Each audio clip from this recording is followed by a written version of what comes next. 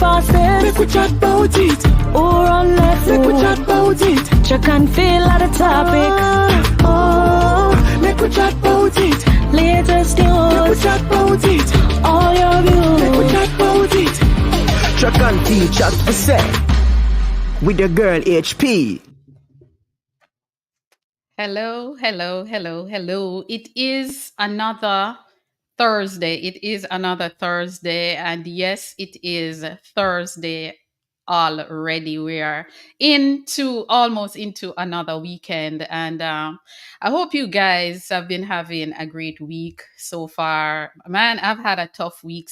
Um, since the beginning of the week, but of course, thank God, it is getting a little better. And of course, I have a wonderful, wonderful person to chit chat with tonight, one of Jamaica's gem. I call the Jamaican athletes gem, the Jamaican gems in track and field. But before I introduce my guest, I just want to say welcome to each and everyone, wherever you are coming from, whether you're coming from Europe, whether it's Africa, whether it's Asia, Antarctica, South America, North America, wherever you're tuning in from, welcome to another evening of HP Chat Track when we talk about everything track and field. And of course, tonight, my guest, as I said before, I'm going to give you guys some clues and you tell me who she is. She is an Olympian, started in the 80s. She came from the 80s into the 90s as an Olympian.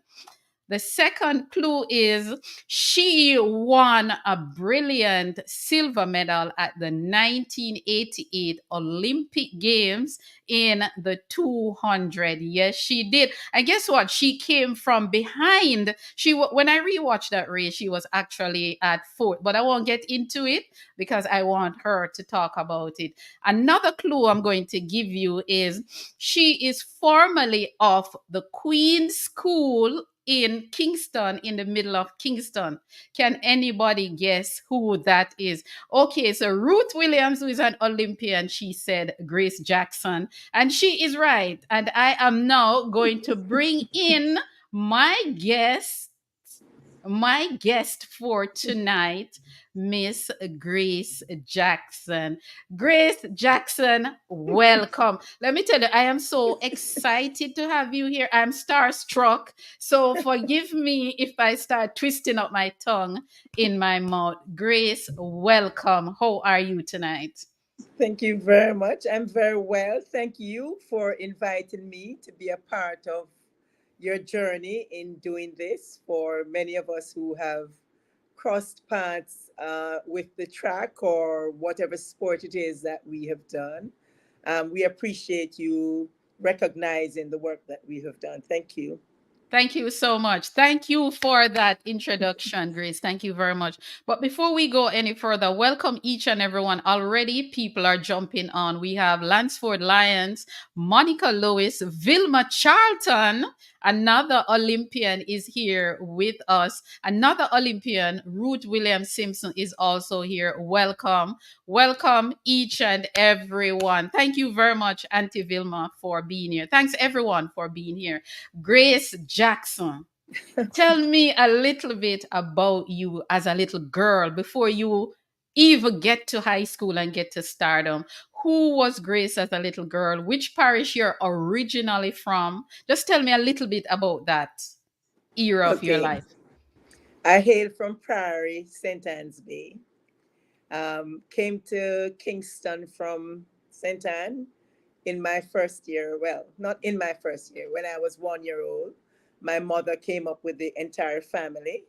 And so I came to Kingston. I was born in 1961. So I guess that was 1962. I think Independence. Wow. I think she came up either Independence Day or the day before Independence Day. I can't recall exactly how that part of the story is, but I know it was directly related to the celebration of independence, which I think that was the first celebration that we're going to be having. Wow. Yeah. You're a Saint Anne girl. Many, I've had discussions with people who said that Grace is from Kingston, and I'm saying no. A little birdie told me that she's originally from St. Anne. When did Mhm. you discover that you had track and field abilities? I was a busybody, I was quite a busybody and played more with my brothers. I mean, my youngest of the three brothers that was at home, which is Hugh. I would be out there. I'd play cricket with him. I would climb trees. I would, those are the things that I did. I guess I just couldn't keep still, and so always moving and just being engaged. Boredom didn't have to exist because a tree was always there to climb or something else to do, or playing with Indeed. marbles or something like that. So I just think I was just very, very busy. I was a busy child. Yes. Outdoor was our place, not Yes, indoors. absolutely, absolutely. And trees were great because you could get a good view. So Mm-hmm. as long as you could climb them and get to a certain place, yes, yes. I enjoyed that, yes, as well. Indeed. Let us move fast forward to the Queen School. A new chapter in your life. Mhm. How difficult was it, or how easy was it to transition from your primary school, which I think was St. Francis? No, Melrose Primary School. Melrose Primary. How difficult or easy was it to transition from Melrose Primary into the Queen School in, I would say, Upper St. Andrew? Um, I don't think I was necessarily aware that the Queen School was going to be any different than where I was before coming from Melrose. I just know that my eldest sister, Virginette, um, she made some. I think she was part of the decision making. For me to, when I was leaving Melrose to go to this school that I never heard about before, because in my days the choices were between Saint Hugh's and Saint Andrew, and that was what I knew until my sister said, no, there's some school that was nearby. We lived at Grove Road, and so that we could get to. I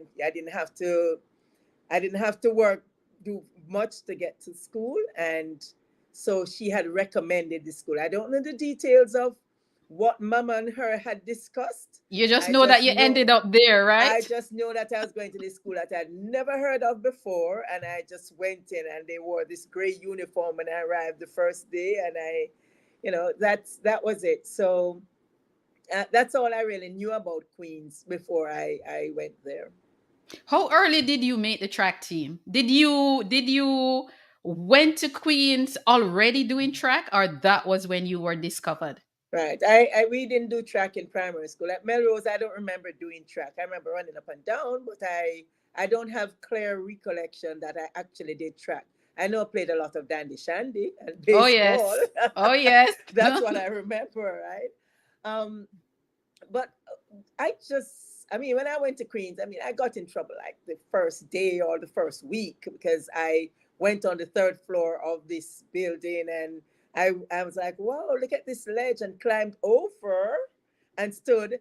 And Miss Wigman, the PE teacher, came out of the classroom. She wondered what was I doing on this ledge. I remember her coming and telling me to get down from there. And she says she was English, so and I'm like, ooh, and I came down. Of course, the very first day I got reprimanded on something.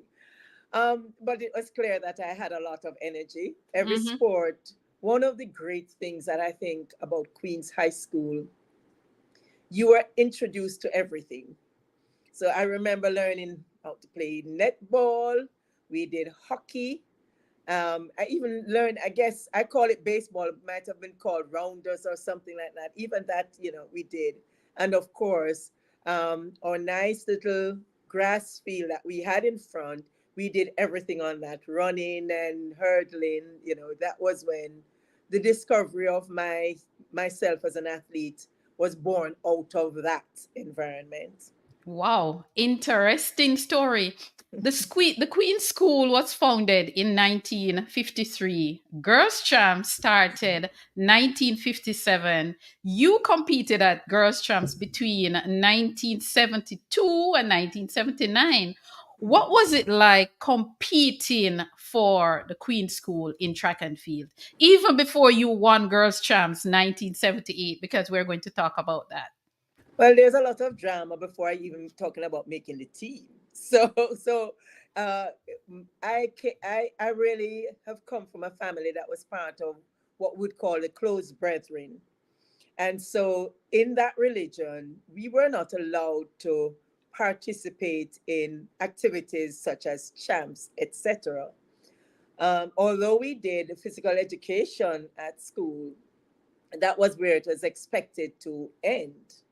So when my talent started to show in the different sporting activities that I did, and it got, as we will describe, maybe too far now because I had not only now made this team, but I wasn't allowed to participate in champs. Wow. Right? And when my mother said no, and I needed to get a paper signed, and she wasn't signing any paper because it was not allowed in the Plymouth Brethren, the closed brethren, and so I wasn't going to do it. But good queens. How did you overcome that though to get to where you actually ended up? Well, I mean, with maybe the bond of what happens at Queens, because we had a group of Queens girls, Olive McNaughton, Sherry and Taylor, and others, who came to plead with my mom while she's sewing at home and insisted that, well, they didn't insist. They were careful how they positioned the fact that, I needed to be there, etc., etc. And my mother was very polite with them and said, after they said everything they needed to say, she said, no, it's not part of the religion for me to do it. Wow. Anyway, nevertheless, I had a plan, and my plan was really, it was a family plan because my siblings were supportive of what I was doing. Uh, One signed the paper to give me permission. Another one made sure that I could get to the stadium to, go with the team. This was actually Carifta. Um, and the combination of their support allowed me to be able to express my physical attributes through track and field. Uh, Before I even made Carifta, my performance at Champs the very first year was good because I won the high jump. I was this tall, skinny girl that just moved. I was always moving. I didn't stay still. And the expression of that with the good teachings from our physical education teachers and Nellie Reed as well. I don't think Nellie was a physical education teacher, but she was a coach at the time, a long jump coach. That was my introduction to learning the events that I did. That time I did the Western roll in high jump. I never did learn. I don't think I knew how to Fosbury flop in the high jump. Oh, you mean this way? Yes, going over on your back.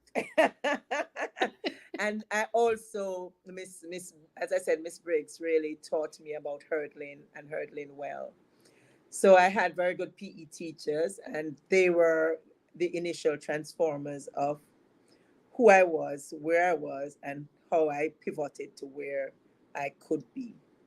Support. That's what you call having a good support system. Before we go any further, guys, tonight I'm sure this face is no stranger to you guys. This is one of our outstanding Olympian, Grace Jackson. Of course, we're having a little chat here. But before we go any further, we also have Vivienne Spence on the line. Vivienne is also an Olympian. She was on that 1988 team with you, Grace, when you Okay. won that. Let me tell you, I can't stop talking about that silver medal. But before we go any further, Vivienne is on. Welcome, Olympian Vivienne. Dante Jackson is there. He said, "Yeah, mommy." I'm sure that's your son. He's Yes, it saying, "Yeah, is. mommy." Dorothy Scott, genius, another Jamaican Olympian, formerly of Veer Technical, is also there. And of course, Ruth William Simpson, another Olympian, hail from St. Mary, formerly of St. Andrew Technical. Back to Grace. Grace, St. Yes. Mary High won girls' champs 1976 and 1977 with the likes of Jackie Pusey, Doreen Small, and company. Mhm. But Queens did something 1978. What was the plan? What plan Queens had that landed you the trophy 1978 from Veer Technical and from St. Mary High School? You see, one of the things I think that was good about our physical education teachers is that they understood the landscape at the time. So they would have looked at the team that we had, the talent that existed at Queens at the time, the discipline and the structure that we had there. They would have been able to identify how to lay out the team and identify the putting the talent in the right place to be able to get an overall team to be able to be victorious. Uh, they taught us well. We had great attitude. And then we had a captain that was just all over. She's still all over us, Olive McNaughton. Olive is very passionate about the sports, well, I sports know. generally.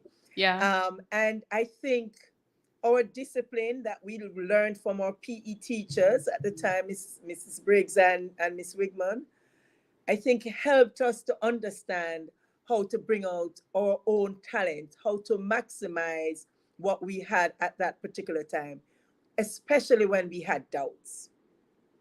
The combination of the understanding how to do things properly and well, plus the support of confidence that we were good enough to do what we needed to do, I think was the combination of all of that helped us. And we were the crowd in the stands that were getting orange peels from Excelsior The and other energy. teams at the top.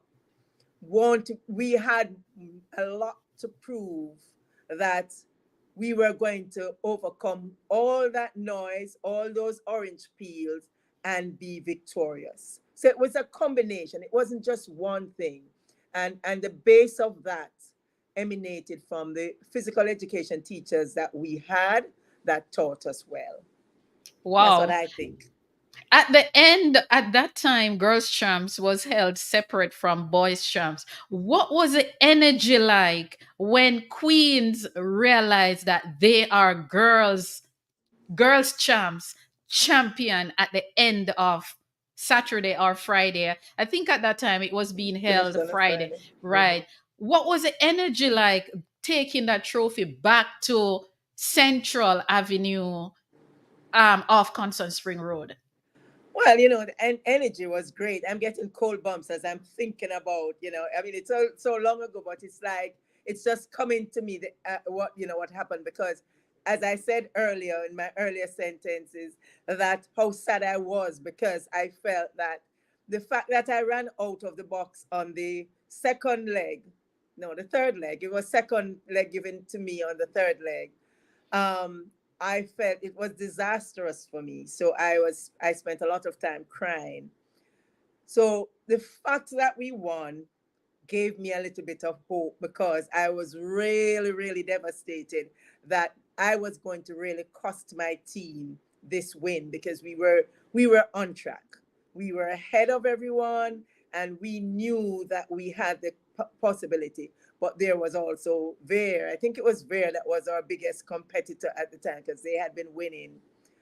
Um, we were good in the hurdles. I think we won every hurdles that year, every class in the hurdles. And I think I think those were the points that helped to really put us over the edge to give us that edge to win. So it was a sense of relief and absolute happiness for me, um, to just be there. I got nervous afterwards because since I'd kind of snuck out to, I mean, Mama wasn't really in support of me participating there. That didn't bother me during the time, but when everything is finished, that's when you think about, suppose she comes and embarrasses me. So it was at that time, yeah, you thought about that, but it was great. It was a great feeling, and we were really thankful to Miss Wigman and Mrs. Briggs, because the PE teachers had delivered in Indeed. simple ways, just teaching us accurately how to do the various events. I was a netballer that they made into a high jumper. I mean, and a hurdler. One day I was joking around in the hurdles at Queens and jumped from one, took one or two steps and jumped on another one. And I never forget. And Mrs. Briggs said, "What is this?" And she carried me to the top. Queens doesn't have a large field. So it was Hmm. diagonal for me to run all 10 hurdles. And she put me there and I hurdled, and whatever I hurdled the best I could. I probably was jumping too. And got down the quickest that a Queens girl ever had. And that was how I, got into the hurdles at Champs. And so I have to be thankful to them both. One who took me through the high jump and another one who took me through the hurdles. And also teaching me how to run. I wasn't just a high jumper, but also a runner as well. And ever grateful for what Queens offered me then, and how I feel about that institution, as an institution that not only I got my secondary level education, but birthed me into my talent of track and field. You are the definition of versatile. High jump, hurdles, sprints, quarter miler. Oh my Yes. God, what a legacy! Legacy is my favorite word in about what a legacy. Grace. Grace, Carifta is many of Jamaicans' first international competition. The first time a lot of our athletes are going to be competing for the country, wearing the colors. What was the feeling like for you when you discovered that you made the Carifta team 1976? Nervous. Nervous because my mother wasn't going to allow me to go. So I mean, it was happiness because I had really been jumping well, um, but really really nervous because no, this wasn't about going to the stadium. This was going on a plane, Mm-hmm. and my mother, it was just like, this is not going to happen. And I remember, my sister Virginette and my brother, I think it was Lawrence, were instrumental in delivering that for me because I lived in Vineyard Town at the time, and my sister Janet as well. And I didn't, everybody didn't know that I did not get permission. Vilma Charlton knew. And so we had to devise something of how this was going to happen. Uh, I don't remember all the details, but I guess I must have gotten my visa somehow because or I don't know if I even needed a visa for Bahamas. I know that my sister Janet was instrumental in bringing out the suitcase. So when I had to leave to go to the stadium to meet the team, we all had a plan. All my siblings were all part of it because one had to sign the paper to give permission. Different things they had to do.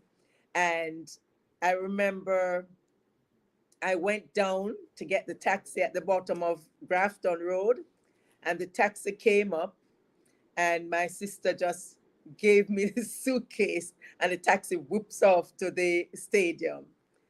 I fretted all the time because I'm like, so when I got to the scene, whether or not my mother would arrive and says I did not give her permission. Wow. When I got on the plane, and I was quite happy and forgot all about my mother and whether she could catch us or not to do that.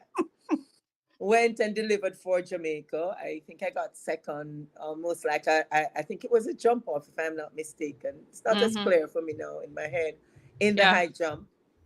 And I think I got a silver medal in 1976. That was the first year.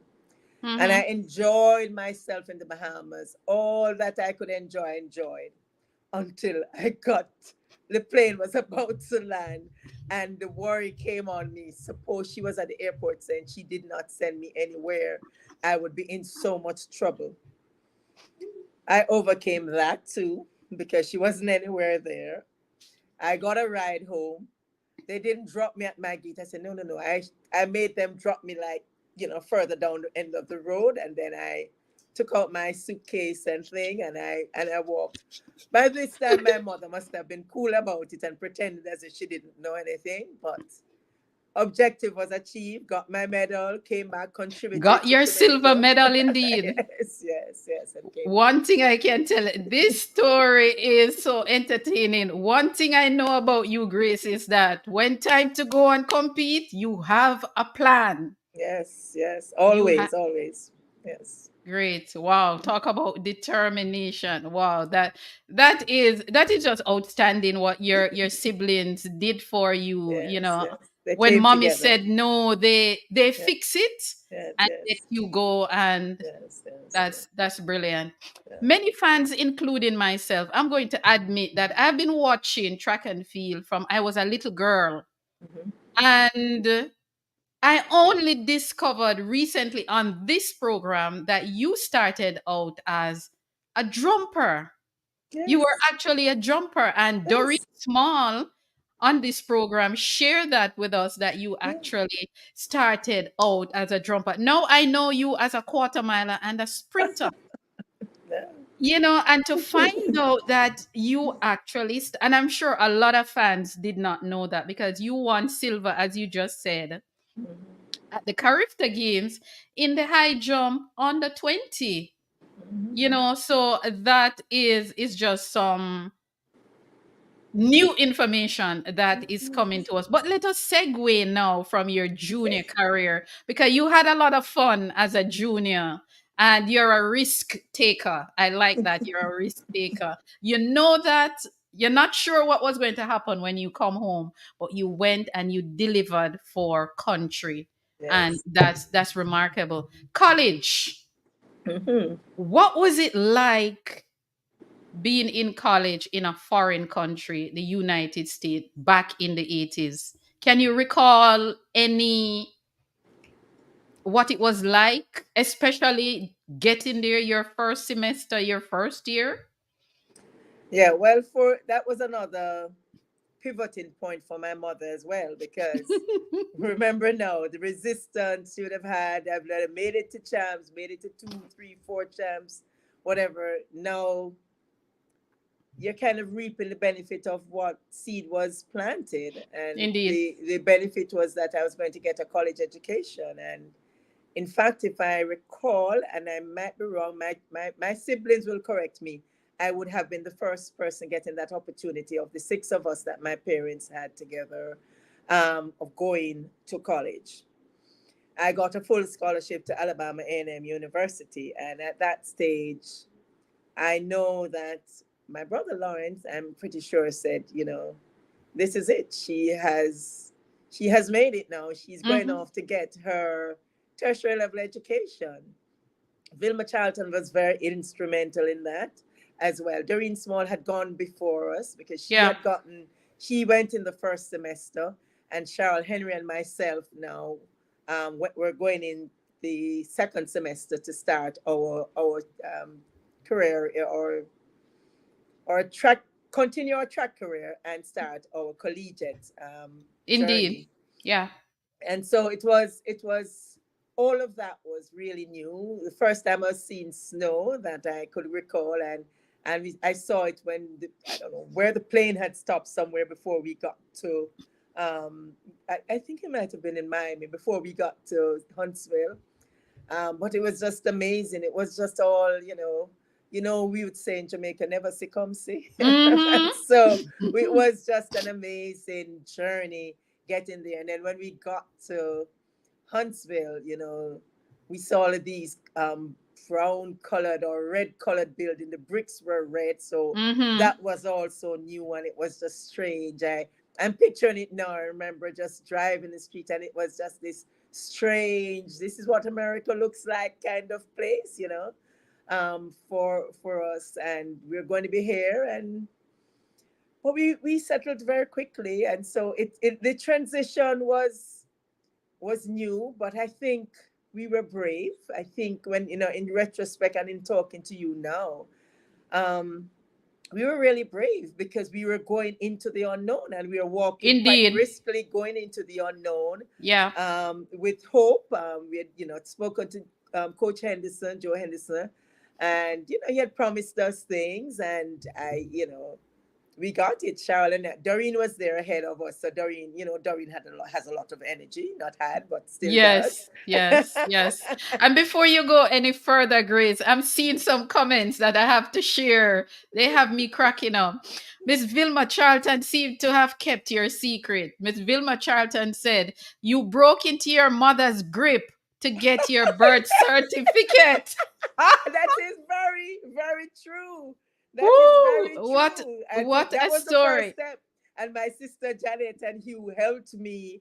The one called the taxi and one was there. I remember, coming. So it was a team effort. It was a team effort. She also said, Miss Vilma Charlton also said, she only knew you had left Jamaica when she heard it on the news. News. That's correct. That's right. Because Vilma was in touch with my mother, but it's like, what is this she's hearing? And those days we didn't listen to radio and TV a lot, so she Yeah, would have yeah, heard it, at some yeah. point in time. Yeah.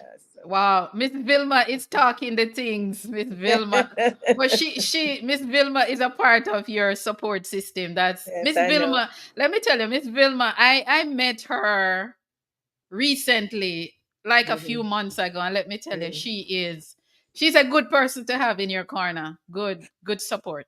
Well, she was that cornerstone that Mm-hmm. existed during our time, and it was a cornerstone for many of us because she would have passed that way before, Mm-hmm. and she would have experienced the challenges, and she stayed the course as being part of whether the executive or what, and she encouraged us. I remember early days when I was, just making, when I made a team, and she would sit down and there was a picture of us, sitting down on the side of the stadium, the recital track, Mm-hmm. and Vilma, Vilma was there giving us information and telling us how to behave, etc.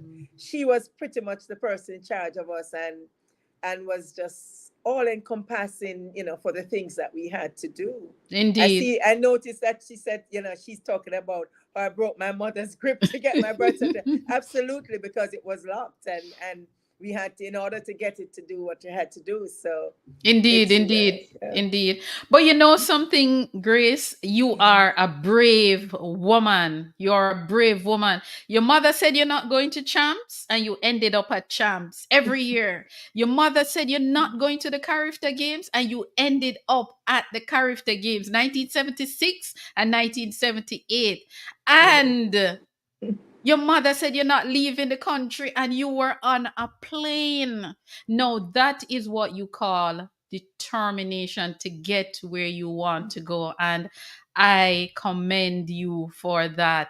But when you got to Alabama Mhm. A&M, and Doreen Small was there, you would have competed against Doreen Small at champs. She was ahead of you. Yeah, man, But absolutely. but what was it like now that your rival has become your teammate? What was that like for you guys? It was okay. Remember now that I had made Carifta teams before, and that's one of the things about representation of country, because you have to compete against persons who are going to be your teammates as you move forward, right? Mm-hmm. So whether you win, lose, or draw within the context of the trials, it's your teammate for the future. So yes, it's a Indeed. competitive, but but you recognize that person as a teammate, right? Indeed. Clearly, what happens with us is that intrinsically we think about, I want to beat that person because you want to be the best. And the success comes from how you take on each race or each Mm-hmm. competition that you are engaged in. Because although they are your friends, they're not your friends when you're competing because you want to be better than them. Mm-hmm. And so if they're your friend, yes, I want to beat my friend. It's not because they're your friends you're going to say, okay, I'm not going to run hard. Yeah. And so that's why friendships can continue, because you can understand that when you get to the start line, or when you get to the, if you're on the field, the beginning of the jump, the jumping pit, or where you Mm-hmm. do your runoffs.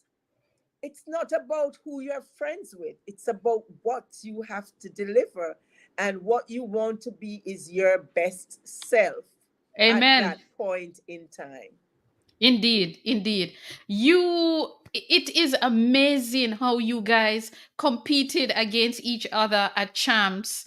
And then you became teammates in college. Then you Mhm, became teammates for Jamaica. mhm, And now most of you in your circle are each other's children, godparents. mhm. Tell me a little bit about that kind of friendship.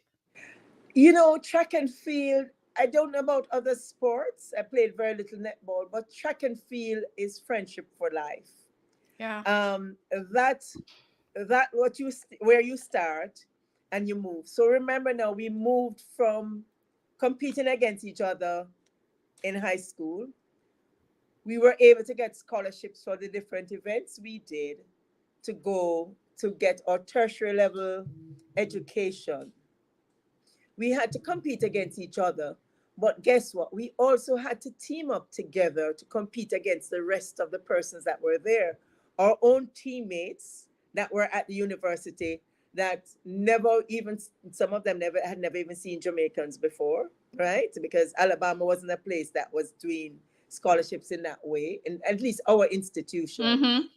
And we had to we had to have each other's back, Yeah. right? Because our link would have been tighter than links with what we would have made while we went to Alabama A&M, right? It got, as we stayed there more and more, and as we were the three that started, Cheryl, Doreen, and myself. We the others were ushered in, and they would have gotten more help because we would have been able to tell them. No, there were other Jamaicans that were there, the footballers. I should not forget them. There were footballers that were there. Dougie Bell was there. Lord, some of the other names are skipping, but I can't forget Dougie. And so the footballers were there when Doreen, Cheryl, and I went. Well, Doreen was there the first semester. We came second semester. First time I saw snow, by the way. Wow. and and and and we just integrated with the footballers, and bonded, because they were not just Jamaicans there, with Jimmy and Dougie, but there are also Africans were there, and other nationalities. So it was really great because they were supportive of us, and we had comfort levels, to comfort zones that we could be with them. So the transition was made a little bit easier like that, but we still had many challenges for persons Mm. like myself. Although I traveled before, for the Carifta Games, Alabama, America was just strange. It was Yeah, strange, indeed. and Yeah. we had to we learned good lessons, but it was for the better. It was for our betterment, I would say. Tough lessons. Mm-hmm. We did not have didn't have the financing, so the $200 that I worked at Bank of Jamaica after 3 months and carried with me was finished in a month, because I enjoyed the fast food, put on 20 pounds, and had to learn very early in my tenure at Alabama A&M. So, Grace, listen, Grace, you are cracking me up. Before you go any further, I have to read some of these comments. Oh my God, there's so much love for you on this space. Marlene Green is saying, congratulations for that special silver medal at the Character Games. Regina Montague, who was also an outstanding Yes. athlete for Titchfield, Yes. is also here with us. Etlin Tate, another Olympian. Etlin, Little Miss Dynamo, is also here. Lunsford Lyons is saying, "Oh my gosh, you did all that, and now, yes, later that may have been the best thing that you have ever done." I mean, disobeying your parents, but I have to tell you, Grace, that you disobeying your parents, it worked out for you. Ruth Williams Simpson is saying, "Grace, you need to write your story." And that is so true. Okay. This is a beautiful story, and you need to write it. Ethelyn is saying, "Well said, Grace." Carl Higgins is saying, "Congrats, Grace. You were always a great athlete. You even swam for our Elizabeth House at the Queen's High School." No, man, Grace. No, man, Grace. You have enough talent, man. No, but Grace, you were a swimmer? that talent wasn't the greatest of talent, because there are very humorous stories about my attempt at swimming and where I started and where I ended up. I'm sure, because Carol said, "I remember you splash and swimming on a diagonal winning." Oh my God. Grace, you have your story is entertaining. When I touched the side and I thought I was at the end, I was about 10 feet from where I was when I started to the side. Ivor Gluden is saying, "Congratulations, Grace. You are still a goal-oriented champion." Carl Thank you. Higgins is saying, Carol Dorman, no Higgins, okay, proud supporter from Elizabeth Yes. House of the Yes. Queen's High School. Another the Tell her. Queen's School girl in Carol Higgins. And she's asking, remember Moffat from Camperdown? Yes, absolutely. Still, Wow. she was my teammate at Alabama A&M, and we're Wow. still good friends. So our Wow. friendships have not broken from high school all the way through. And that's one thing I think that I would say that really was good about doing sports in high school, Mm-hmm. because you are connected even with your opponents from then. Indeed. Because Sharon was a hurdler and I was a hurdler, and Sharon used to beat me. Notice I said used to. I was able to come back. But it's my good friend, and we went to college together. And so, yes. Wow. Miss Vilma Charlton is saying, "Ruth, I agree. I was just thinking about our plan." So you see, Miss Vilma is very much a part of this plan. No, But you man, know no, man. something? Miss Vilma kept your secret. Heather Pusey, my namesake, who is the sister of Jackie Pusey, she said, "Grace has always been and will forever be Miss Grace. Let's figure it out." Miss. No, I want to know what that means. Edina Steele, another Jamaican Olympian quarter miler, is saying, "Auntie Grace." So Edina Yes. Steele, the love for you, Grace. This story is wonderful. Let's just now segue into you making the Jamaican team. You have been to 3 Olympics, 1984, 1988, 1992. When you made your first Olympic team, 1984, what was the emotions like for you? I'm sure by this time, mommy wasn't saying you're not going, because you would have already been in Alabama. Mm-hmm. Well, What was it like for you? it was, I'm getting cold bumps thinking back, to those days, because it was a miracle. It was literally a miracle. I don't necessarily know that I would have had the Olympics on my mind. I had gone to Alabama A&M. I was a high jumper. Yes, I jumped well. In my collegiate competitions, I did fairly well in the high jump. My transformation would have come when I went to New York with Fred Thompson. And training was just dramatically different from what I was used to. Um, when I finished warming up, I thought the workout was finished. That was my new what? You've only just warmed up. But that was what helped me to understand what I needed to do to get to representation at an Olympic level. That was the engagement that I had in New York with Fred Thompson, and the level of training had just moved significantly. The goal setting now was more realistic, that this was in fact possible, because I was now competing at a level with persons that would have been vying to make teams for their respective countries, as well as just the training. I when I went to training first, and as I said, when I warmed up, I was just like, this is a meet, because I was so tired.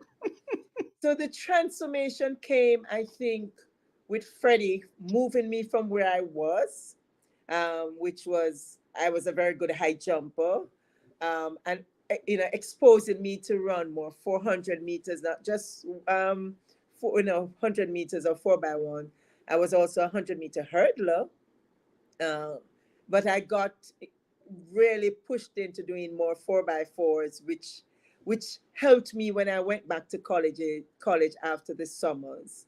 And I think I just grew understanding, being exposed to more challenging competition at the different levels, and setting goals. Goal setting was very, very important, to work towards it, and getting very vexed with oneself when you did not achieve it, and Mm-hmm. digging back at training.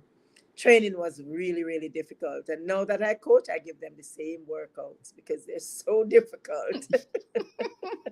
Absolutely. But It but is the, revenge, right? it is Revenge. total revenge for good progress. Absolutely.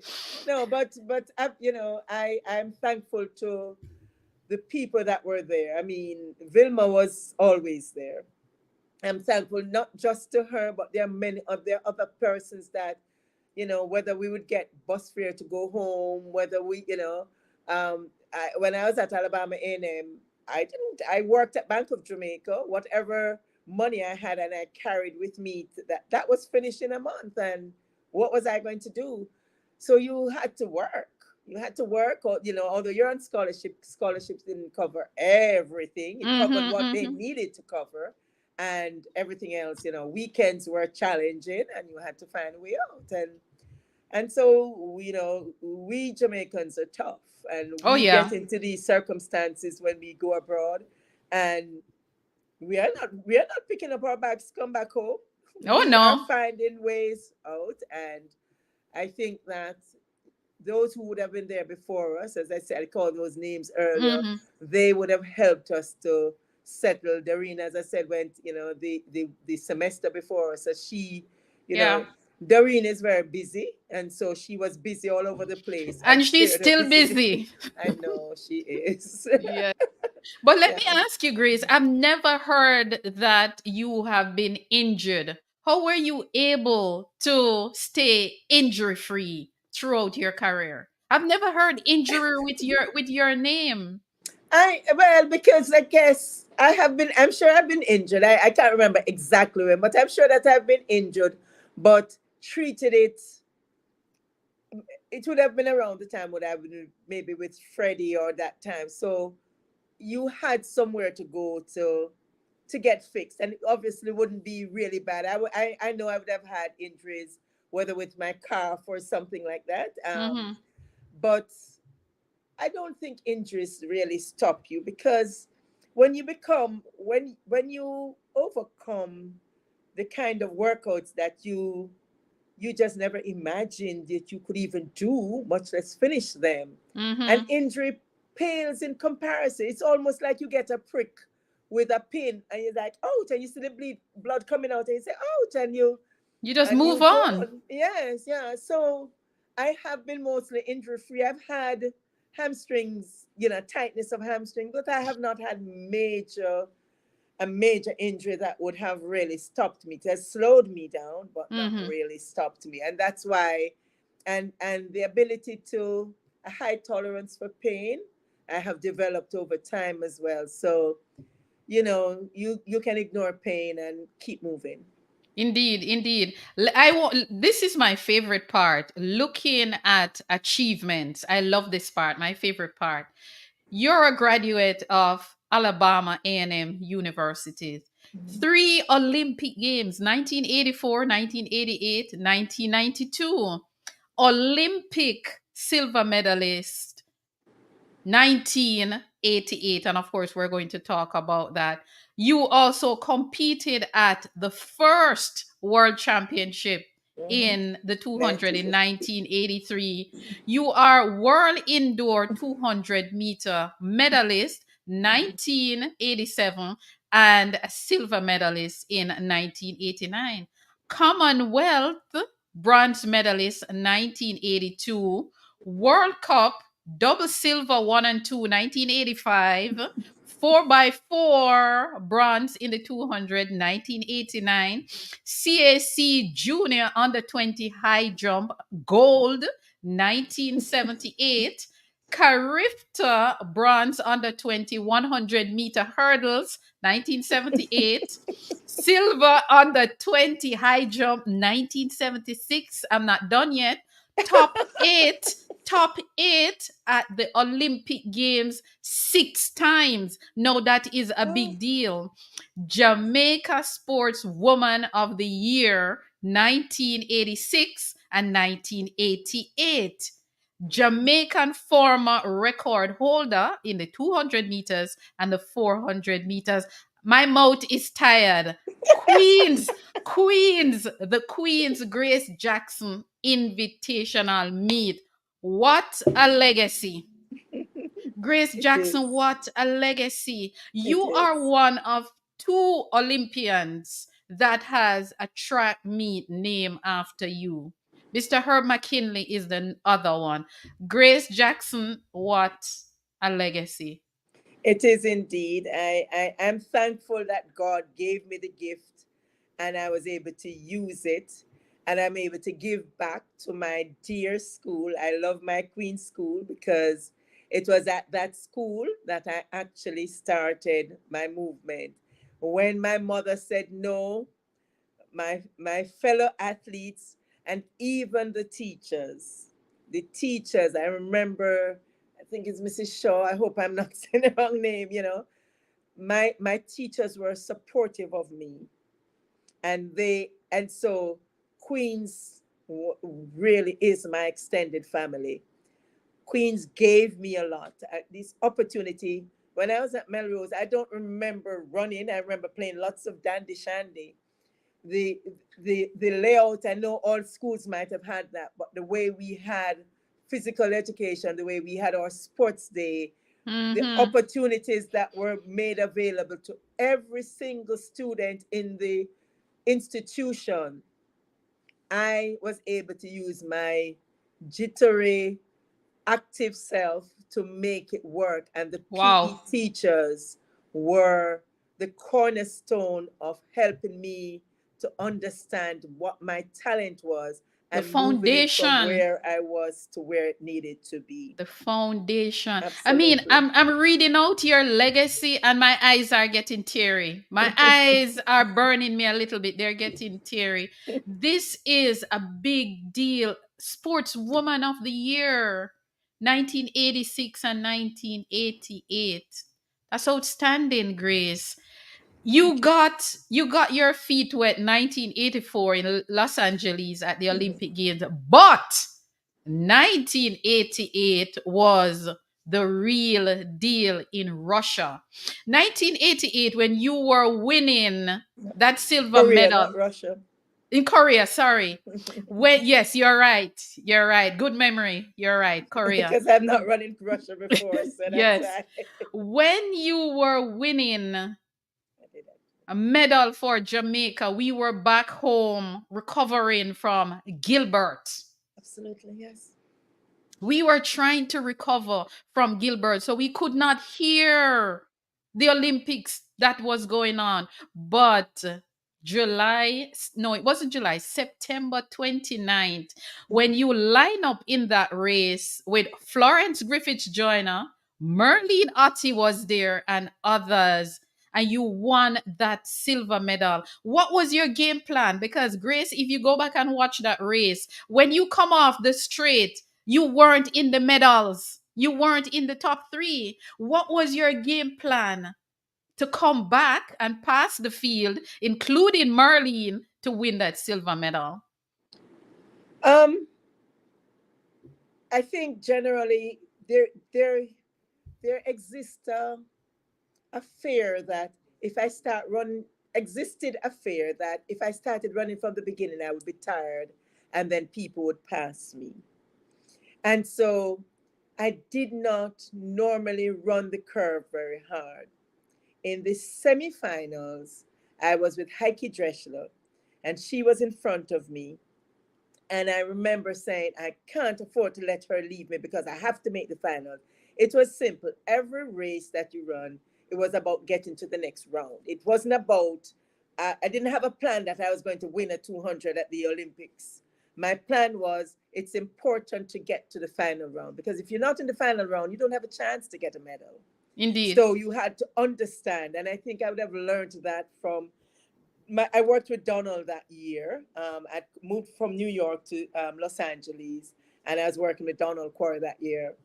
And it's the year was an amazing year generally, of how I overcame fears of my running and built confidence to know where I was and what I could do. And that really came to the fore after many races in the 200, where I was fearful that if I ran the first part hard, I would be too tired to finish. Um, and I remember Donald, I think, talking, you've got to run the curve. Your curve is going to be important. And so having lane, I think it was lane 6 I think I had two persons in front of me. I'm just like, well, I cannot afford to come off the curve last at all. And I felt everybody passing me as they're coming. They ran off the curve. And I was doing my usual high thing. And I just said, oh my goodness, I can't get a medal if I stay. And I just started running like, I don't even think my eyes were open when I crossed the finish line. I don't remember, because I remember just closing my eyes and moving my arms as much as I could, because I figured as fast as I moved my arms, my legs would move, because they work in tandem with each other. And I just started stretching out, like about, I think 70 to go. I just started stretching out because I needed to get into this medal mode. I didn't know who, I just knew that I passed some people on the inside. I actually didn't even know it was Merlene. I know it was Heike because she was in front of me and I could see her, but I think, well, I didn't see Merlene because Merlene was on the inside, yes. Right, in lane 1 beside her. And so all I knew, through my peripheral vision, I needed to pass Heike. That was what was important, What Heike do you mean? No, that was just it. And I just gave it my best shot. Every time I look back on the race, I said, but I could have done that earlier. Yes. Been close. I don't necessarily think I would beat Flo Show at that so time. when the race was finished and you got across the finish line, did you realize that you won a medal? I was like, no, I did, because remember, the only person was in front of me was Flo. And then I looked, remember that I was trying to pass the 2 people inside me, which was really Heike. I don't think it was Merlene so much that it was Heike, because Merlene was actually, I think, in lane 1, if I recall. She was inside, yes. Yes. And Heike was like in lane 2, or I was like in lane 4 or something like that. Or yeah. So I didn't actually know who it was. My thing was that I needed to be in front of Heike. That was my thing. It was Heike trouble you, Grace. to make sure. Yeah. Heike trouble you. No, it was just that I felt like I was too close, because I wasn't tired. When I came off the curve, I wasn't tired. I wasn't as The fearful as I've 400, been. the 400 strength, man. I tell Boy, I you, tell you, because that I did afraid of. I must tell you. the I was, 400 strength. yeah, yes. It Let was me very tell you, helpful for me. the Yes. 400 strength. I've seen 400 runners in 200, and it is scary to see them coming from the back to front. You are one of them. Alisa Felix is another one Yes. Yes. that doesn't Mhm, run the first 100-meter very hard, mhm. but if you allow them to track you, you're in trouble. Yes, yes, which was And really that, what the coaching was about as well, because I think the fear for sprinters that a 400, how do you sprint a 400? Sprinting at 200 is hard enough. How you do two of those in one race? And it's overcoming the fear. The tough athletes that run 400, I lift my hat to them because it's a tough race. It builds character, and mm-hmm, you have to be able to decide that you're going to build some sort of character when you're in races like that, and come through past the finish line, not to the finish line, but past the finish line. pass. Indeed. Jamaica made the 4x1 team at the 1988 Olympics, but the team did not start. Can you remember what happened? Why you guys did not start in the final of the 4x1? Mr. Mills is the best person to answer that question. So you can, when you interview him, you can ask him. Mr. Mills, I'm going to Yes, write it down. I'm yes, going to Mr. write Mills it is the down best to ask person. Mr. Mills We because were when I all ready. We were all ready to run, but whatever happened from the point of view, I think that would be better described from a coach's point of view. so was it that somebody was injured? I think what happened is when we got to the final, because we had six people that Mm-hmm. would have run in the, would the reserves would have run in the semifinals, and we would have made the finals. And when we got to the finals, the original persons that would have been scheduled to run it, there seemed to have been some sort of, I don't know if it was an injury or what. I really don't know the details, but Okay. I know that two of us were waiting. We're just waiting on the others to join us to get in. We're all excited because I was very confident that we were going to Of win course, that after relay. that silver medal. I was totally confident that we were. I remember the semifinals. We had a little hiccup between first and second, and I'm like, we got this. We just got this. I was full of confidence, and I was looking forward to it. And in addition to that, um, you'd gotten, you knew what it was like to now go out there and go and get the feel of a medal. Yeah, yeah. So you wanted everybody else around you to have that as well. Can we get another medal? Can I get another medal as part of a bigger team that they also could get a medal? I was bubbling. Ethlyn I Tate will would tell you. I I was would bubbling love in to it. I Yes. would love to know why the team did not run because Jamaica actually made the final. Jamaica was there, but when Yeah, you for look, sure. yeah, when you look, there's a DNS there, did not start, and I mean we had a very good team, even though we know that America had a super team with Flojo, Evelyn Ashford and I think Gwen Torrance and company, but We had no fear. We had.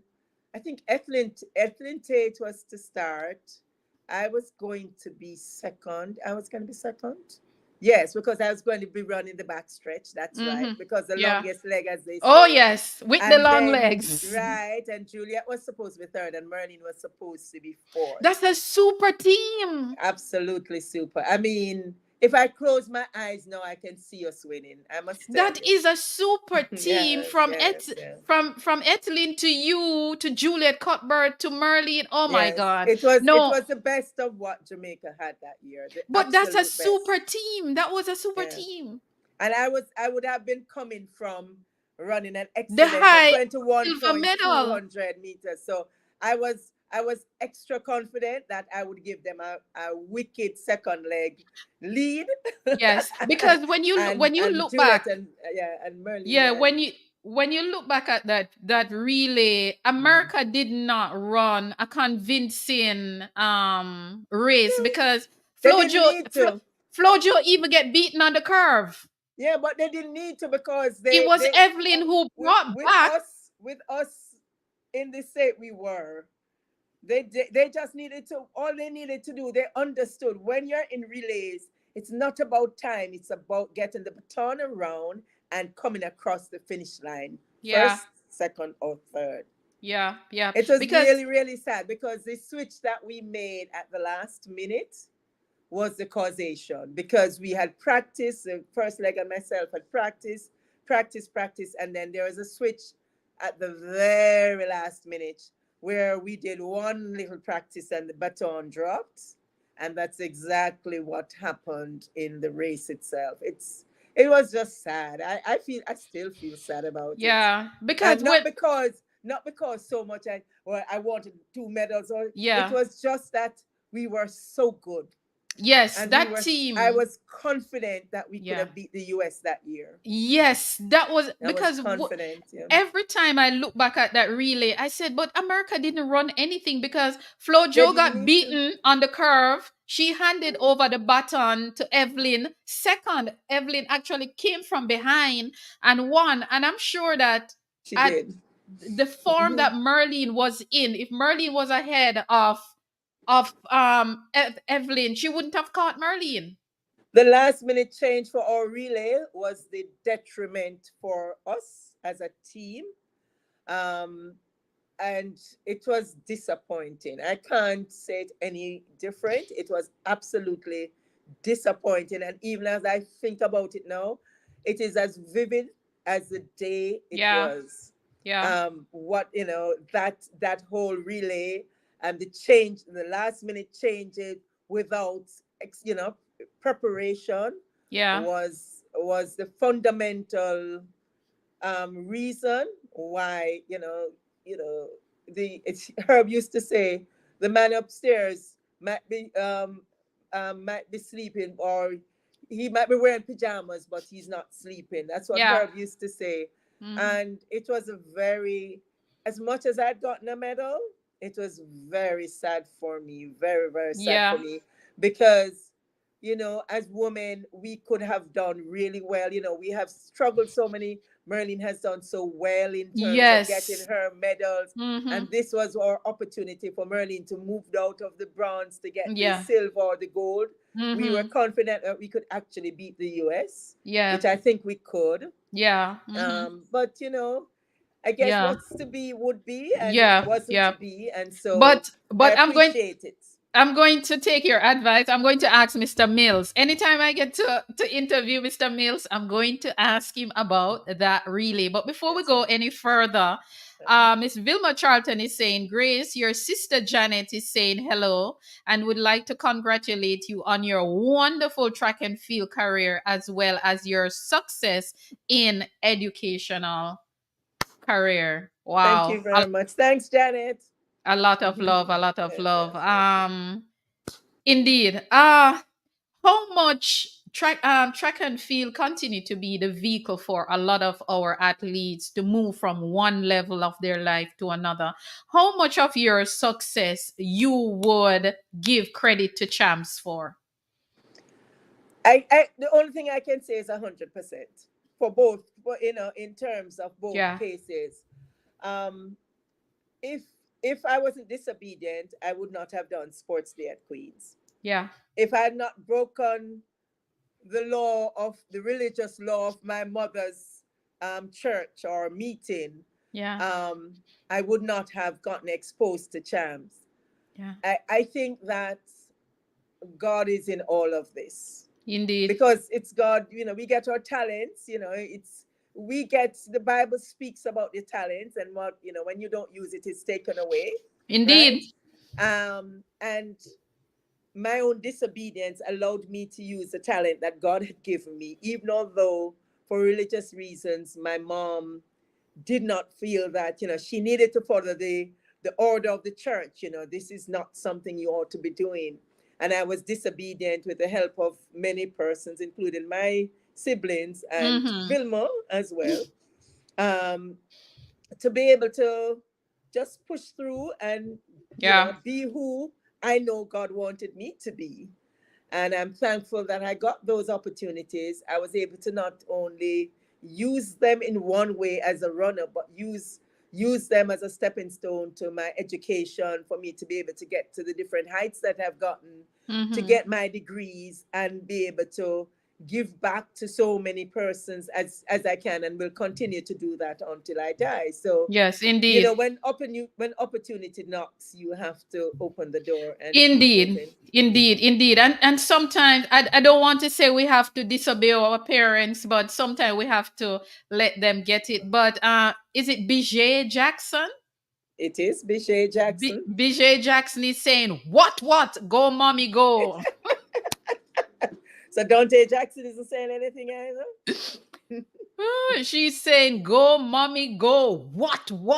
Oh, Yeah. wow. Interesting. Your kids are here having fun. Lansford Lions Indeed. like numbers. So I'm just going to quickly share all of Grace PBs. And look here, is a lot of PBs she have.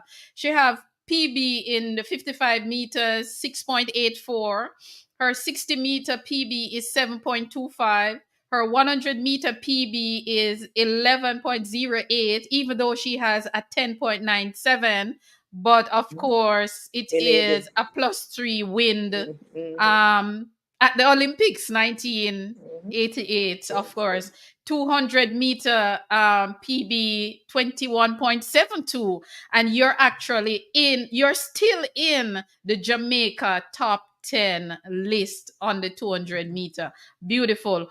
300-meter PB 36.36, mm-hmm. 400 meters 49.57 Seven. seconds for her personal best.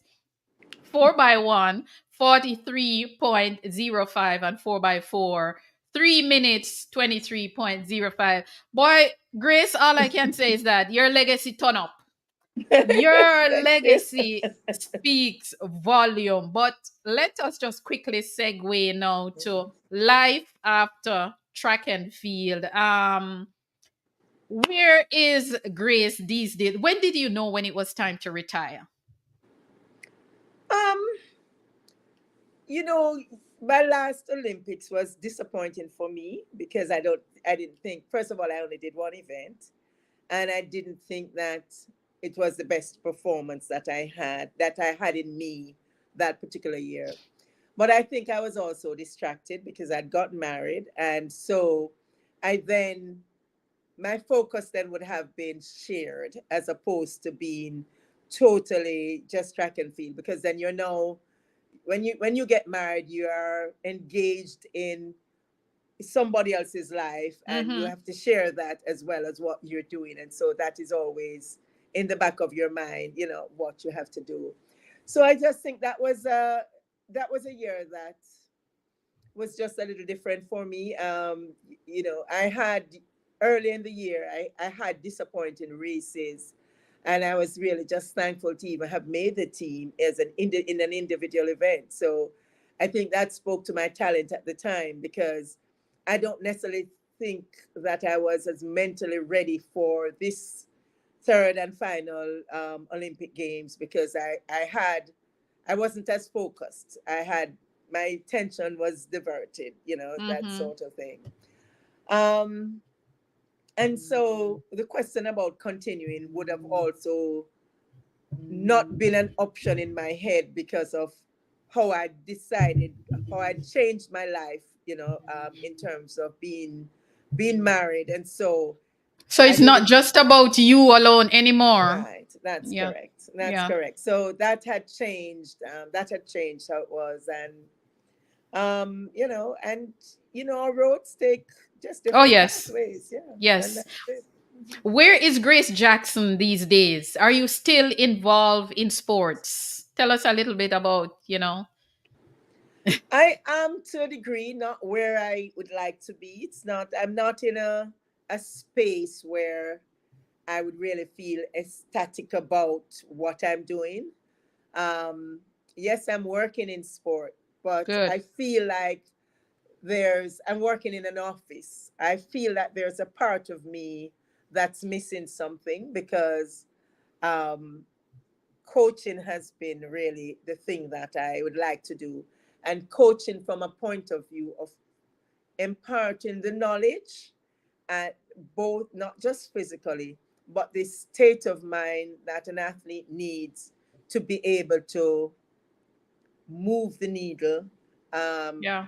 set it, achieving, setting the goals and achieving them, and be persistent about how you feel on the pathway to obtaining those goals, and immediately resetting when you have made the goals, because recognizing that if you are able to do it in this period of time, you can set it further as well. I'm not in that space anymore. I'm sitting behind a desk, which Okay. is, you know, Not yeah, really your thing. yeah. I want to be on the field, and I want to share what, however old my methodologies are, Mm-hmm. the basic thing stays the same. And if I had a wish that I could do that, that is what I'd like to do. I like working with people in that sense, and I would prefer, I mean, I'm almost at the end of my working career, but I would like Okay. to, I would prefer an environment where I have an impact on athletes, to help them to be their best selves, and Mm-hmm. help them on that journey to step up those steps, to pivot, to take the hard knocks and turn it into something that is, that is good, and in different ways, whether it is that they continue in the sport itself, Mm-hmm. or they transfer themselves to um, maybe a therapist or a Or an coach or administrator. something. Yeah. Yes, but something that's going to help the needle move, and the impact. It might not be 100% from them, but whatever percentage of impact, that might be just what that person needs. That's where I would like to be, but I'm a little stuck now. But Beautiful, I have beautiful. a job. I have a job, and for which I'm thankful for. But Indeed. I'd rather be on the field, changing lives one at a time. That's what I'd Indeed. rather be doing. Yeah. Indeed. Let's talk quickly about the Queen's Grace Jackson meet. How Yeah. did that come about? What was the motivation behind this event that is over 22 years old? It was simply a wish. Olive Sherian and myself, and oh God, what's her name? She's passed on. It's not coming to me now. I'm at that Okay, age. okay. We I just had a basic desire that I wanted to give back Queens. I mean, what could I do? How could I help Queens? I didn't have a lot of money or anything like that, but whatever it could do to help. And I remember us just sitting down and brainstorming, um, just brainstorming about what we wanted to do this. I Mhm. wanted to find a way. Sherry and Olive. I don't know why I can't remember the other person's name. She's deceased now, and maybe that's Okay, why. okay. Um, and we sat down, and I just remember we said, let's, I don't know who said it, let's have a meet. I don't remember whether it was Olive or myself who had said it. And we just said, just let's have a meet. No women have put on a meet. And we decided that year, we decided to do it. And I remember going to, I guess, I guess Olive must have contacted the J3s. And I remember when we got the date, it's about three or four of us went to the Stadium East, because that's where we said we couldn't I afford the remember. stadium. And we went, and I remember us the evening just moving stones and getting the place ready for the meet the next day. Just us women.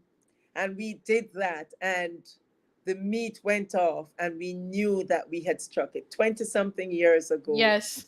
It's a 20 odd years. great Yeah. feeling, great feeling to know that this was something, it wasn't even just something that I wanted to do, but the team of my girlfriends, my teammates, the women together just said, no, we can do it. and we did it. We did it, and it was a very good meet. It And was. we were able to run very good meets after that as well. So And I'm really proud of that. a lot of our top athletes used to open their season there. A Absolutely. lot of the top Hmm. athletes. That's where they Hmm. used to open their Yes, season, at the yes, Grace absolutely. Jackson. Yeah. Yeah, and we catered for them. I remember when we were having our meetings, and Olive would say that, we wanted Shelly and Elaine and all of them, Sharon and and the Sharon, whole all works. of them. Yeah. And but what we would, Asafa. Mm-hmm. that's right, that's right. Yeah. And I remember Olive would go and ask them what they wanted to run, and we would put that in the meet for them to be able to run those races Indeed. outside of what we had planned for our high school student athletes. Yeah, wonderful. I remember when that meet came around. That meet used to be on my calendar also. You Mhm. know, as I said before, your legacy is you have, as Ruth, Olympian Ruth is saying, how my disobedience shaped my career. She said that should be That's a book. the title of Yes, your absolutely. book. That's Ruth. Oh my Absolutely, gosh. absolutely, absolutely. Track Hero is saying, Auntie Grace, you can always, okay, he wants you to work with the Queen's track and field team and, of course, revamp them. And you, Jackson, is saying, great job, Grace. You are so filled with relevant knowledge, and that is so true. Us going down memory lane, I mean, you're bringing back a lot of things to us. But let us just quickly look at where Jamaica is now in track and field, especially our women, where we have been dominating the sprint for the 21st century. Are you surprised Jamaica is getting clean sweep? We're sweeping the podium in the 100 meters. No, I'm not surprised. And I even expect more.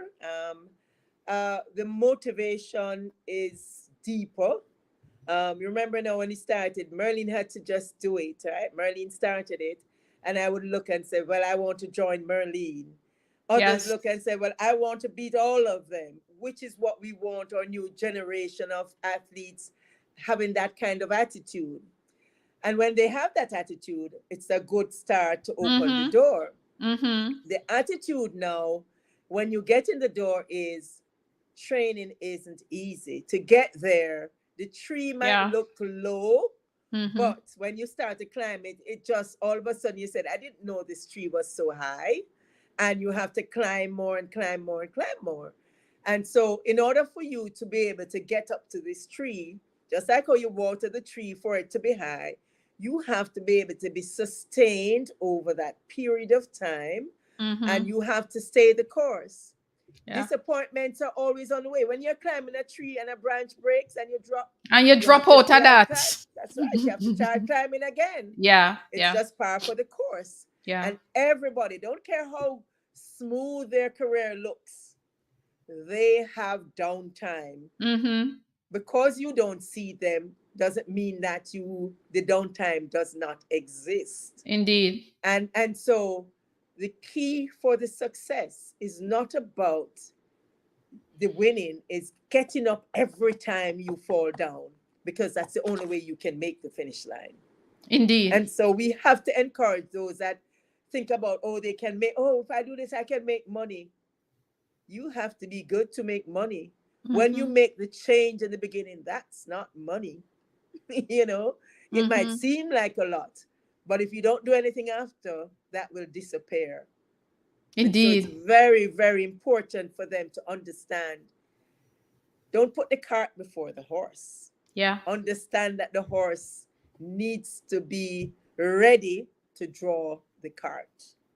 Jamaica is the only country in the history of the Olympic Games to sweep the podium in the women's 100 meter. We did it twice. We did it 2008 and we did it 2021. America tried to do it in 1988 with Flojo, Evelyn, and Gwen, but of course it was broken up.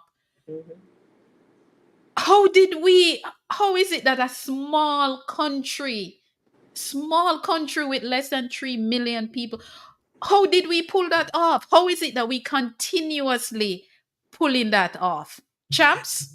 Put champs, I would go a little bit before that. The structure of our high school's physical education program is the base. That's where the base comes from. So you are learning. For those, I don't know if there's a specialization that happens now, but you're learning different sports. We didn't do one sport, we did 2, 3, because the Yeah. physical education program introduces you to different sports. The different sports helps you to strengthen different parts of your body that helps you to be your best self in the different engagement that you Mm-hmm. have. So coming out of that, I know that nowadays they are specializing in track and field as a mainstream. But if you recognize the work of the other sports that you learn how to do, Mm-hmm. as a netballer, you have to jump to defend. It can help you in your long jump, coming off the board, lifting, moving. And I think that the specializing is good, but an exposure to the different sports helps you to be more rounded and gives you option of the event that you can choose, because most of us are versatile enough to do more than one event. Yeah. We are not just good Indeed. 100-meter runners or Yeah. 200-meter runners. The hurdlers can run too. I've The heard, throwers can run. yes, I've heard a coach saying that same thing that you just said. When the athletes are very young, let them do multiple events. Absolutely. Let them do multiple events. And as they get older, as you get older, then you start specializing based on where your strength is. So That's correct. you are so right. But when you look back at your career, Grace Jackson, when you look back at your career, what would you have done differently? Would you have done anything differently? I can't see how. I can't see how. The only thing I would have done differently is Is probably it listen, work hard. listen to your mother? Yeah, no, I would have worked harder earlier. Primarily, I mean, I would have taken on, particularly in college. I was a 400 hurdler, I was a sprint hurdler. I mean, I ran, that's when I started running more 200s, right? And then my exposure in New York with Freddie Thompson, the Atoms Track Club. I think I was the 400 was the one that was the bitter pill for me. But that was just, I think, a fundamental teaching tool. Yeah. And for me to have gone on and even experimented more with that. I also would have probably not stopped after my soul. I would not have stopped after my last Olympics. I would have continued a little bit longer. I wouldn't be a Mm. Merlene in saying as long as she did, but I would Yeah, have stayed. Merlin did seven. Yes, yeah, Seven. I wouldn't have gone. I don't Yeah. think I would have wanted to go as much as that, Mm-hmm. because I personally enjoy being a coach. In Mm-hmm. fact, when I'm a coach, I feel like I want to run with the athletes although I'm not, not strong enough to do that anymore. But um, I think just I want to just stay in the sports because it's so Mm-hmm. transformative. It Yes. just changes people and people's lives Yep. and And it people's brings direction. people together. Precisely. Yeah. And the connectivity that it has Mm-hmm. with, I mean, even look at what Team Jamaica Bickle does at Yeah. 10 relays Yeah. for the teams, Mm-hmm. because of the recognition that so many of us have come out of, circumstances that are challenging, but nevertheless, we stick to it and we go out and we compete, even if our stomachs were empty. Even when you guys were not earning. No, that's the point. You just did it regardless, just for the love of it, And and pride. the pride, the desire to be your best self is really the baseline of where we go as a people. Mm-hmm. Mm-hmm. Money has come in now, but hopefully the coaches that are working with the athletes helps them to distinguish the difference of what you're going after. Yeah.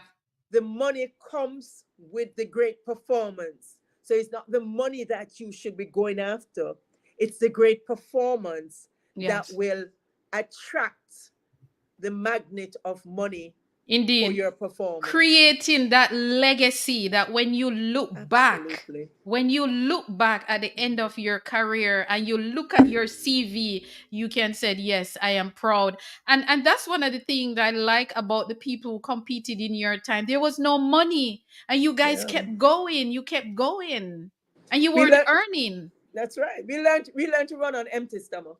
Yeah. If you can say it that Wow. way. We learned how to do that and do that well. I mean, many of us, I'm sure that Merlin would have had similar experiences. She was out front. I mean, and when I say she was out front in terms of the medal standing, Yeah. because of course you had Rosie and Ruth and all of them before, and Mm-hmm. Vilma, etc. And so it's not because that, they weren't there. It's just that it helped getting the medal, because then those behind that really worked and made the finals, she started to put that icing on the cake. Yes, And then the indeed. rest of us now Yeah. started to change the color of the icing in order to be able to secure what the persons before us opened the doors for, and did, and we were able to carry through for them. Beautiful, Grace. Well said. And I love the fact that you use metaphor when you said the icing. Merlin won the first Olympic medal as Hmm. a woman for Jamaica. That's 1980 right. Olympics. She Hmm. won a bronze in the Hmm. 200 That's meters. correct. And you came 88 and you won a silver. By the Hmm. time we got to Dion Hemmings and Veronica, the That's color had right. changed. That's And now correct. look at what we are doing. That's correct. You're We're giving me counting the goose color gold pimples. now. Yeah, you're Yes. giving me goose pimples. Me too. I'm getting it too. Yeah, well said, Grace. Which parish should claim you, Saint Anne or Kingston and Saint Andrew? St. Anne, born in Prairie. No, but you live in Kingston all your life, Grace. Saint Anne can't claim. I know, but I love my St. Anne still although I don't know it much people down there. But you feel proud where you're born. Yeah, But yeah. but the Your truth of the matter is roots. that I came to Kingston when I was one. Yes. So it's not that I'm going down to St. Anne to say, yes, I remember Yes. this, I remember that. Yeah. It is And it is the my ultimate thing is that you're a Jamaican. yes, yes, yes. But Melrose Primary School, Queens High School, instrumental in Yeah. my growth and Mm-hmm. direction as a catalyst. I mean, Queens transformative. I think Queens has to get it. So it really has to be Kingston Yeah. when it comes to um, the transformation to bringing my talent to fruition Yeah. and putting it on that pedestal. Did you have a role model? Who was your role model? Who was that person in track and field that influenced who you became as a quarter miler, a sprinter, a hurdler, a high jumper? Oh my God, Grace, you've done the whole track and field track and field disciplines. Who was your role model? Who was the influence?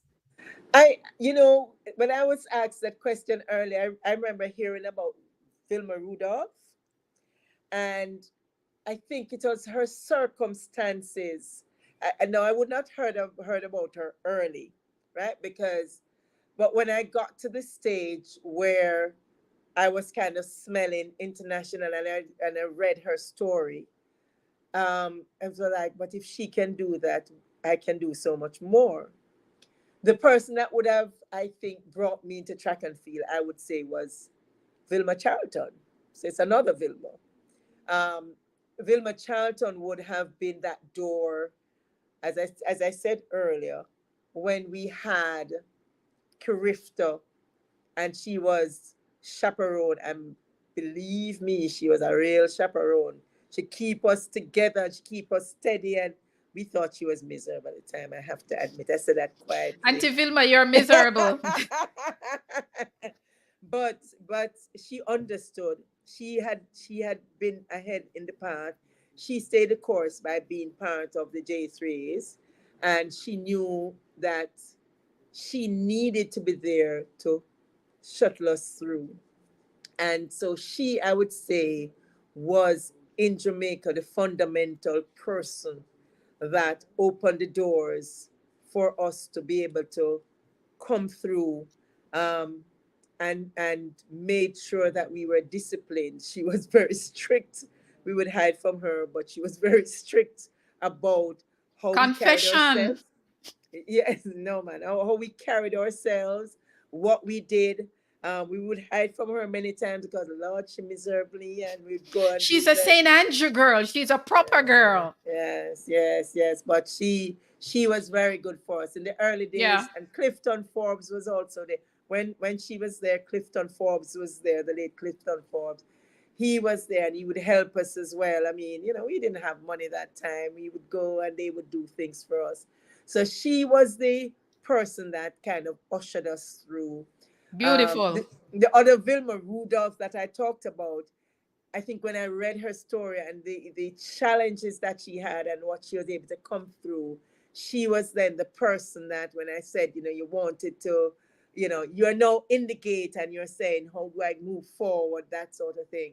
She was instrumental in my thoughts as to the adversity that she had to overcome to get to where she was inspiring to me. Maybe that's what I should say, was inspiring to me.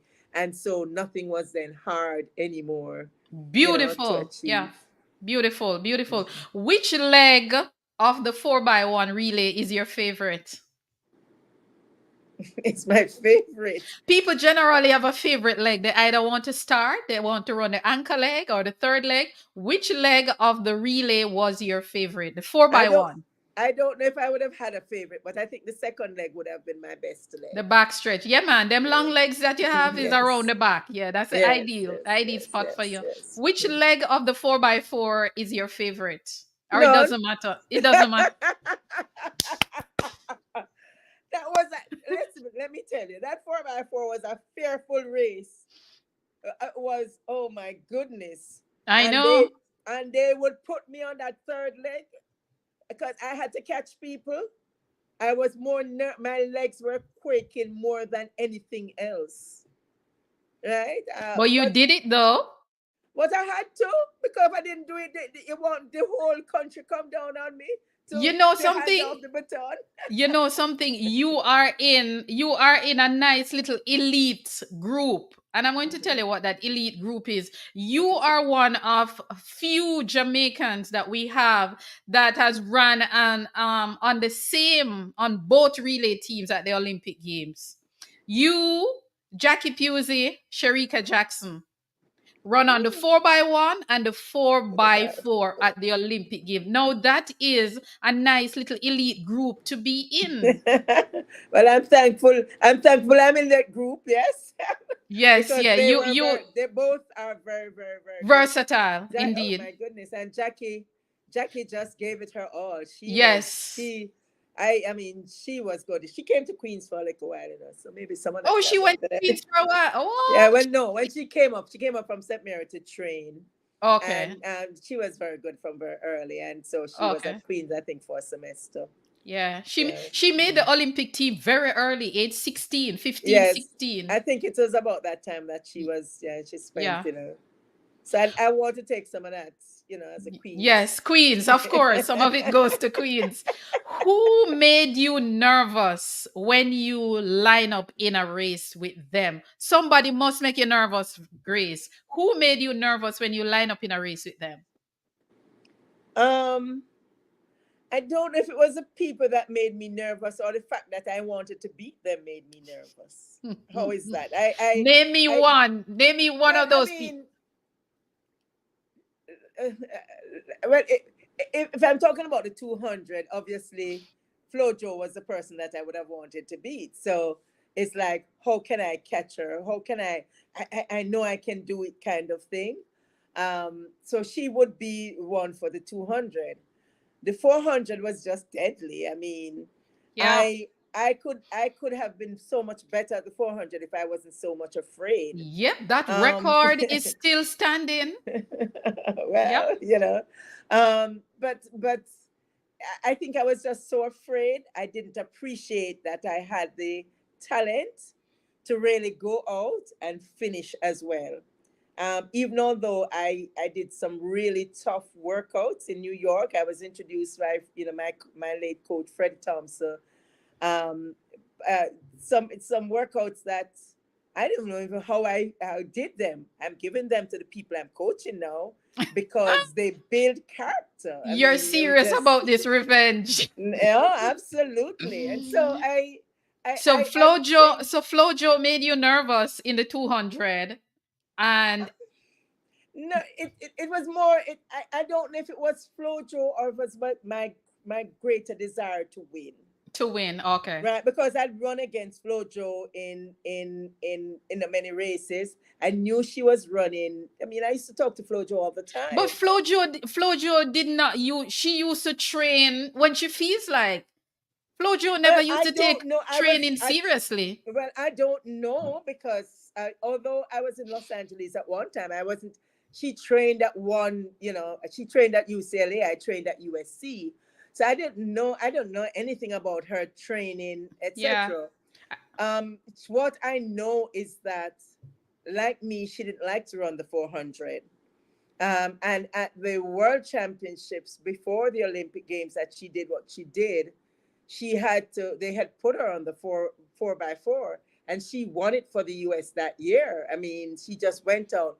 She was trying to overcome fear the same way we were, because she much preferred the half lap than the full lap, which we all had to do at different times. And I think her husband helped her to overcome the fear and Fear. let Yeah. her know what she could do, because she had run very fast times like before that, as well. So I'm not sure what she was fearful of, because she was really better than the rest of us at Yeah, that she was. time. Yeah, she was very good. Yeah. If Paris should call you tomorrow and said, Grace, we're inviting you for a special retiree race at the Paris Olympics, which event would you do? um I'd probably do the 200. 200. Hmm. Okay, okay. I was going to say the 400 hurdles, but it depends on who they invite as well. I'm sure. No. The 200, I guess it would be the 200. I thought long and hard about that. 400 Yeah, would be too difficult to run, and the 100 yeah. would be too short. Too short. So So the the 200 200. would be ideal. Have you ever false start? I have, You have? but just I think maybe Not one. at a global, not at a global championship. No, I didn't No. mad. I wouldn't dare do that. I Wow. don't think so. Wow. No. You stay in the blocks until you hear the gun. You don't. Yep. You listen for the faint sound, but you stay in the blocks. I don't remember Steve doing that though. Francis would say, do not anticipate the gun. Listen for the gun. The faint. There's a sound before all of you hear the sound. There's a sound that the athletes hear first. So It's you a guys it's a actually hear the sound before yeah. we hear it? Okay, Yeah. cool. So that's why sometimes you look and you see them. So if you're watching television, sometimes you see them like they're moving before you see the Yes. right. Yeah. Yeah, because the sound is in the blocks, so it comes to each person directly. So you In- hear that sound that goes off. Interesting. If you are invited to the Olympics for a Jamaica versus US in a 4x1 relay, and you're on that team, but you have to pick your other three teammates, who would those other three people be? No, we want to win, you have to pick a winning team. And they are former. Yes, they are retired from the sport. So three Oh, I'm with gonna you. think of all who. So I would say I know that Juliet is still training, and I know that Merlin is always in good shape. So I'll pick the two of them first, right? So So that's who three would of start us. that relay now? Eh? Who you would pick to start that relay? Who? I need to pick one more person. That's only Yeah. three of us. Yes, one more person. But that's a good pick though. That's a good pick. That's Um, that's a I'm super trying to think of somebody who I know. I'm not. There's somebody that would be training now. that would be training. Okay, let's see Meaning, who is when I say training, I mean keeping fit. keeping fit. They're Okay. in the weight room because we have a little bit of pride. We don't want to get big belly and big tits and that and that. So we train. We do a little training every now and then to keep what we Indeed. look like. I can't think of who Who the would start? Don't worry about it, yes. man. But that's a Hmm. super team. That's a super team. Yeah. What Hmm. is your favorite champs moment? When we won. That's right. Straightforward. What's your Yes. favorite Olympic moment? When I got my Woohoo! medal. Grace Jackson, looking back at your achievement, what are you most proud of? That's my last question. What are you most proud of when you look back at this rich legacy that you have laid down since 1972 to 1992? I'm proud of the initial pivot from moving from high jump, long jump, and taking batons, giving batons, to focusing on using the 400 for the strength and focusing on the 200 so that I could actually get a medal in an Olympics and in an Beautiful. individual event.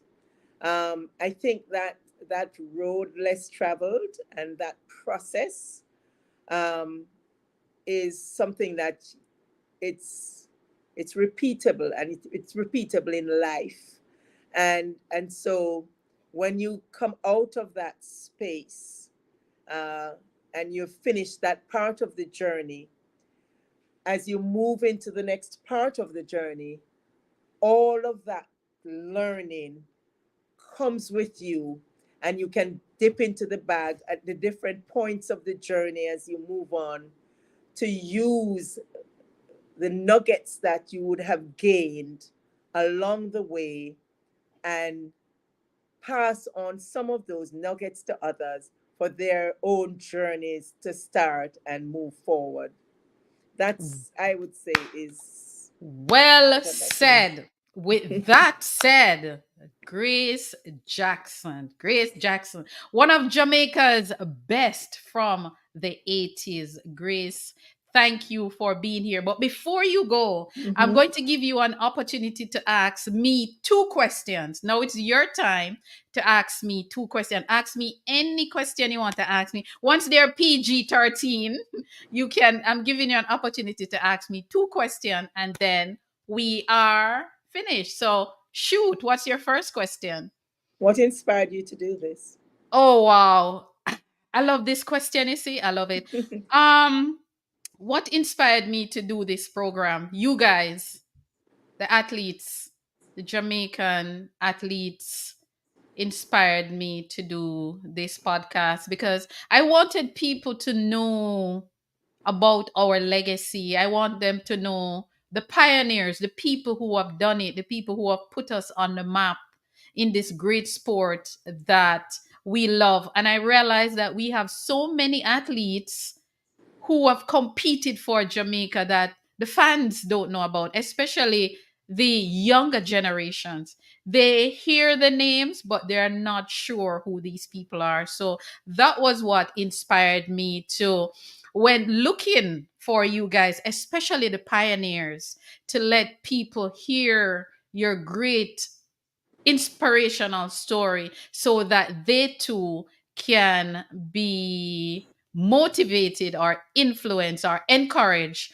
by you guys' story, because you guys did it without money. It was pride and love and friendship, and that is what's so beautiful about it. So that was why I decided to do this podcast, because I wanted to highlight you guys. I wanted to highlight the people who put us on the map and created this rivalry between Jamaica and the USA.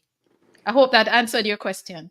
Okay, so now that you have done that and they have this information, what would you like to see them do with this information that you have given them an opportunity to get? What would you like to see? How would you like to see them do that transformation? What would you like them to do with that, as with that transformation that you've talked about?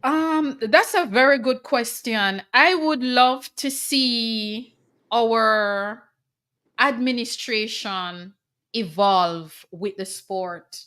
That's what I would love to see. And the idea is for fans to be more aware of our legacy, because we have a rich legacy. So when people talk about track and field Jamaica, I don't just want them to talk about the 21st century, the Bolt era or the Shellian era. I want them to go as far back as the Mr. Herb McKinley era. That's where I want them to go. Dr. Cynthia Thompson is Vilma Charlton, Carmen Phipps, all those people who traveled for days to get to wherever the Olympic Games, those people who went to Jamaica's first Olympic Games after World War II in 1948 and won gold medals for Jamaica. Our first Olympic Games as a country,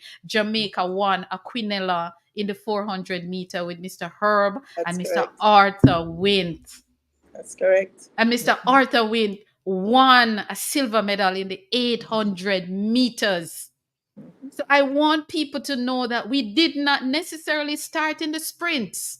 We start with quarter mile and the middle distance. So I just want them to take the information, share it, and let people know that we're a small country, less than 3 million people, but we are a big deal. We're one of the powerhouses in track and field, especially in sprinting, and we continue to do that. So when I highlight people like you and all the other Olympians that I've spoken to, is I want them to understand that this thing is rich and it is bigger than the 21st century, which is since 2008.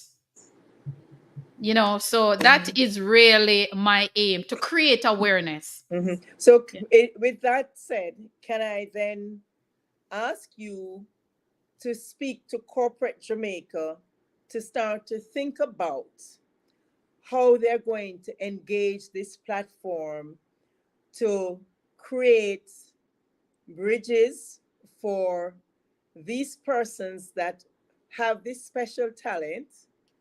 And God doesn't give us one talent. He gives us many for us to be able to multiply. And how they connect with this talent that exists, to nurture this talent in a way in which it multiplies in different ways, and not just a contribution for a team to travel, but what is the contribution for the development of these skill sets that are offered through athletes in different formats? And how can they tie that string to create a new generation of persons participating in the development of themselves, and by extension corporate and entities, and by extension the country at large? I'm glad that you have said that, because from I've started this podcast, one of the main things that I'm trying to do, I'm trying to get our federation to evolve, because track and field, Grace, is no longer amateur. It is a business, it is a career, and I am one of those people who are trying to get our federation and our country to buy into it as a business and a career for a lot of our young people. And one of the projects that I'm working on is that I am trying to bring back or to revive Jamaica's middle and long distance program, because as I said before, that's where we started. And there's no place, there's no system for our juniors who are leaving high school who would have done the middle and long distance at champs. There's no system for them to go into to further develop their talent so that the country can benefit. What is happening is that they're leaving the sport, we're not seeing them. We're having meets that are stopping at 400. So well, I'd like to comment on something, and I think when we move out of this scarce benefits and spoils mentality, we Mm-hmm. can lead differently. Yeah. When we think that it's only a little bit to had, and so we need to get it, and we think of it from the broader picture of where it's expanded, that it's how do you broaden the scope? How do you look at track and field in particular as sports business? And Mm-hmm. sports business doesn't mean that, okay, I'm going to get a little money here. And sometimes we Yes. look at the scarce benefits, and we engage in the scarce benefits so much that the first thing you want to do is take off the money, because we can get plenty of money from here, Mm-hmm. and we Mm-hmm. forget what our objectives are. I would like us to see us understand it's not about scarce benefits and spoils, but it's Yes. about building in a way in which we have moved the needle already to where Mm-hmm. we are. Yes. Why are we not connected? We are not connected because maybe so many of us sees the scarce benefits and spoils. It only needs to go to this or that. There's enough for everybody. And if Indeed. we start thinking differently and not, back in the days when you're poor and you say, oh, let me put this bread in my bag so that Mm-hmm. I can make sure I have more bread to eat. You don't have to do that anymore. You just have to the operate as a business, Yeah. and look at everybody, and for value of what they bring to the table. When you go to work in corporate entities, you get interviewed, right? You might have certain qualifications. Sometimes your qualifications might not be the best, but you have other working experience that comes together to be able to do that. But from a point of view of leadership, one needs to be able to understand how we blend in and get the best of your people to be engaged, that you can maximize what there is to and we maximize. also and we also need to we also need accountability. No, absolutely. Accountable The lack of accountability is one of the biggest problem that we are having. And I don't know, it is so hard for people with knowledge of the sport, knowledge of sport management, passion. It is so hard for people like me to get in. I mean, I've been trying to work with the J3s for years. I've been trying. I mean, if they look, they will find my resume. But I I I don't know, if we want to grow as a country and we want to be taken seriously in this sport, we will have to do some house cleaning. We will have to go back to the boardroom and go back to the drawing board and look at that blueprint and modify it to match what is happening if we want to evolve and evolve seriously. But we do want to evolve. We just don't want to evolve with scarce benefits and spoils. That's what we Yeah. don't want to evolve with. Mm-hmm, And mm-hmm. so, as a matter of course, if it is that you have to grab onto the scarce benefits and the spoils that are available, growth is going to be limited. Yeah. So until you decide that it's okay, let us the focus on growth. What is that growth model?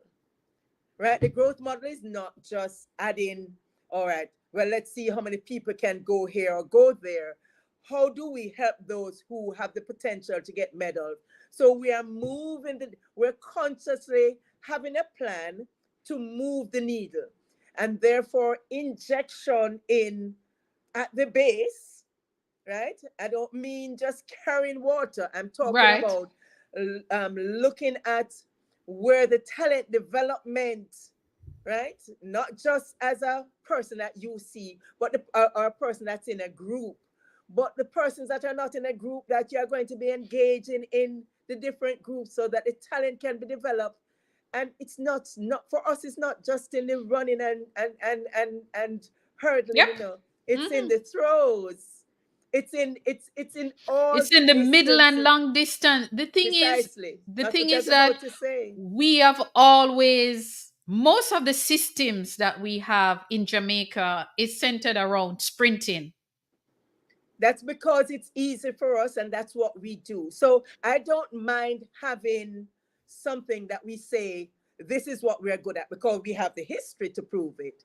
Yeah. But is it the only thing? And my answer is no. No, And it's we have not the proven only it. thing. We have seen throws getting Look at the medals. field. Look at what is happening with the We field. have seen jumps Yep. getting medals, Mm-hmm. right? So in other words, I think we are poised for a holistic presentation of various events for which we now must inject Yeah. the needs for growth, because we already have the talent, but the talent needs support. Yeah, there's building no up, system. cementing. There's no system. We need Well, system. it starts with the thinking, huh? Yeah. The Mm-hmm. thinking about scarce benefits and spoils needs to be pushed to the Yeah. side, Yeah. and the The thinking about mindset need to change. precisely, Yeah. because remember, you think about it. The minute you push someone up, it's without question that you are also up, because your hand in pushing them up pushes you up that way as well. So you don't have to be fighting to be getting up there, Yep. because your element of supporting them to be at the top automatically puts you at the base. You don't have to surpass them. You just have to be there, help them to get to the top. Preach, sister. Yeah. No, so I it is totally agree. possible. It is Yeah. possible. Yeah, And it we is that can grow. possibility Yeah. Yeah. that collectively, Yep. as a people, those who are influencers are able to say, let us look at it this way, because Mm-hmm. there's no one person that has the answer, right? Different persons contribute to the bigger picture, and the scarce benefits and spoils can still be had Yep. if the Mm-hmm. journey is better, but it Yep. can be had Yep. in a different way. Yeah, we need to be having conversations. Conversations need to be had. We can do it. I will soon start gracefully speaking. Yes, please. Yes, and I will be pushing you. I'll be pushing. I'll be pushing you up. Yeah. But Grace Jackson, it was a pleasure. It was a pleasure having you. Thank you for taking the time out to come and spend some time with us talking about Jamaica's track and field rich legacy that started officially in 1948. Thank you very much for being here. Thank you for telling us your story, man. Your story is one. I'll have to go back and watch this. But Grace, it's been wonderful. I've been seeing you for years at the stadium. I've been to your track meet. The company that I used to work with was a sponsor of your brand, Queen's Grace Jackson Meet. Singer Jamaica Limited. We were a big part of your Yes, you were indeed. yes, we were a indeed. big part of your brand. And it is good to be officially having a conversation with you. And I enjoyed it immensely. I enjoyed it 100%. And I'm sure that I've seen all the comments and that they've enjoyed it. So in closing, I'll just give you 30 seconds to say your closing. And I just say thank you. Thank you for giving me this opportunity and this platform. And I hope that those persons who are listening will continue to join you in making this change, because you might have started out being on a particular road, but I think that you're moving into the highways and byways, and corporate Jamaica needs to be part of that, because they too, like many companies across the world, they hire people called coaches. And if they hire people called coaches, that means they have looked on what that sports has done, and how the transformation of competitors are done through coaches, and that's what they want to bring to their company. So how they play a part in the growth and development of track and field in Jamaica, and fly on that worldwide wing that Mm-hmm. we do have, to make it better and better as we move forward. So thank you very much for inviting me here today. And thank you for being here. And before you go, we're just going to read some of these comments. Dante is saying, gracefully speaking. I love that. I love that. Lansford Lyon says, I applaud you. I indeed. Marlene Green said, yes, Sister Grace. Hugh Jackson said, serious, practical discussion. Stella Meriwether said, well done. Ruth, of course, still here saying, great challenge, and just the whole works. Track Hero said, Daniel Williams, Carrie Russell, and yourself, Queens. Queens, That's indeed, right. indeed. Some of the famous athletes coming from the Queen School. We have to say the The Queen Queen School. School. That's Yes, we don't want correct. to upset the The Queen Queen School. School. We have to say that, indeed. And Daniel Williams has gone on and done Absolutely. wonderful Very, very things well. for Quietly Queens. so, but Yeah. very prominent. And I Yes. applaud her. I really think she has done a fantastic job. A Yes. repeat gold medal. Yes. Oh my 9 years. goodness, that is 9 years and repeat. I don't think we have given her enough justice, True. and at all, because Mm-hmm. I can't remember how many persons that we would have had that would have gotten a gold medal in at a world level and repeated it the next time. Yes, 9 Jamaica years, needs to 9 years, recognize that. and repeat. Yes, 9 years, yes, you would be retiring, yes, and she yes, repeat. absolutely. Beautiful. Yeah, Yes. you're right. I don't think Daniel gets enough Jamaica hasn't credit. appreciated what she has done, because Yes. they haven't recognized that in the way in which, and it's so strange, because if it was 100 or 200, it would be something that is be talked about a whole lot more. Yeah. That's Yeah.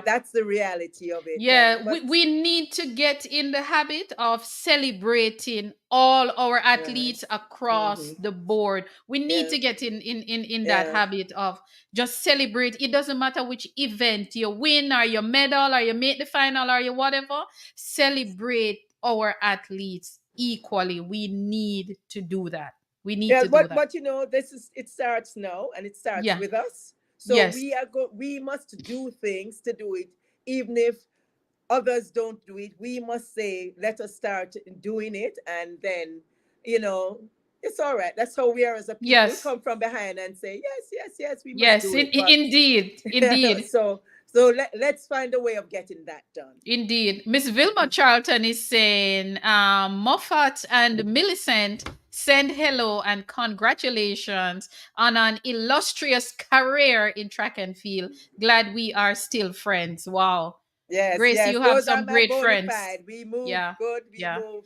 It Moffat is went to college with amazing. It is yes, amazing how you guys Millicent. competed against each other at champs or even in college, and then you become teammates for Jamaica, and then you guys are still friends years after Yes. being the godparent of each other children. It is wonderful, Yeah, well, I wonderful, mean, if wonderful. you think about it and you climb up a workplace, you are trying to, it might be your friends there, but you are trying to get to the highest position in the workplace, aren't you? Yes, That yes, doesn't mean that you're not friends with them, but you are pushing to do yes, what you need to do. yes, And yes, and we must understand that in the context, as competitors, we are not enemies. We are just trying yes. to be the best we can be. And Indeed. Indeed. My thing Yes. is, you see what my tagline said? One One people, people, one one legacy. legacy. Hmm. One people, one One legacy. legacy. Nothing Yes. more. One Jamaica at the end Hmm. of the day. So, Grace, thank Yes. you very much, everyone. Thank Thank you you. for being Hmm. here. Marlene, Nick, Heart of Love, Hugh Jackson, Miss Vilma Charlton, Vivine was here, Ethelyn Tate, Dorothy, Stella, Heather Pusey. Please say hi to Jackie, Ruth, Track Hero. Oh my God, so many people. Kino, everyone, thank you very much. Errol McIntyre, thank you very much. And to Grace children who were here, Dante and Bijay. Bijay. Bijay and Dante, thank you very much for being here to support Mommy Lansford Lyons. Big up yourself, everybody. Thank you very much for being here tonight. Thank you so much, Grace. It was a pleasure. Yes. Thank you very much. Thank I you. had budgeted for 1 hour and we talked for 2 hours and 9 minutes. And Wow.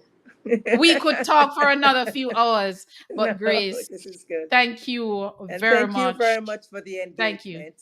Yes. Anytime. Thank you Okay so then. much. Yeah, bye.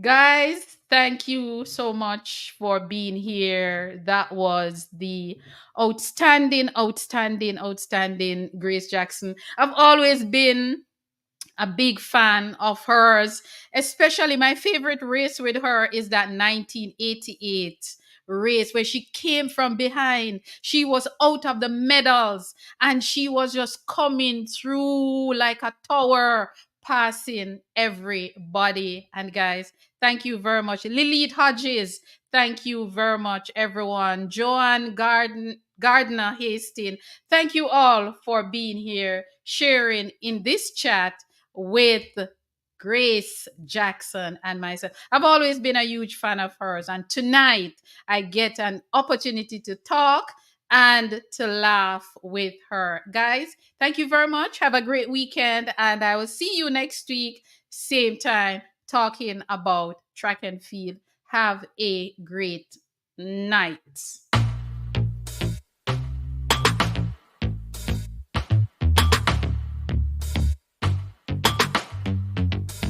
We're running it all the way, we're in the lead. We're running it, finish line is all I see. Get up on, no, don't stop. Future bright, the vibes nice, oh gosh. No time for slow down, just sprint, can't lapse. We walk the talk, just ask me both tracks. So come through, let's talk about it, what you say? Oh, your girl HP is on her mark, so get set ready. On your mark, set, go. Oh yeah, make we chat about it. What if I said? Make we chat about it. Or on left, Make we chat about it. check and feel at the topic. Oh, make we chat about it. Latest Make we news, chat about it. all your Make we views. chat about it. Track and field chat for set. With your girl HP.